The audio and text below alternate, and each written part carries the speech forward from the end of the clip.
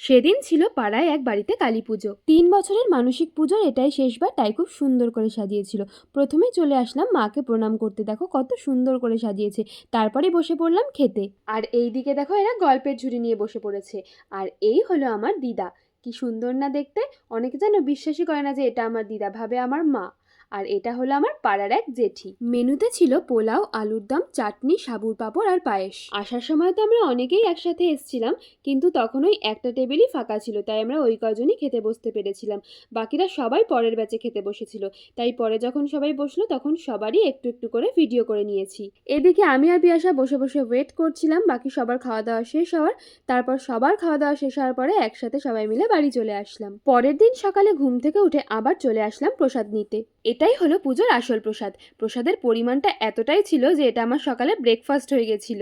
তারপর দুপুরে বাজনা বাজিয়ে আবির খেলতে খেলতে মাকে নিয়ে যাওয়া হলো বিসর্জনের পথে। আজকের ভিডিওটা এই পর্যন্তই, দেখা হচ্ছে নেক্সট ভিডিওতে। বাই।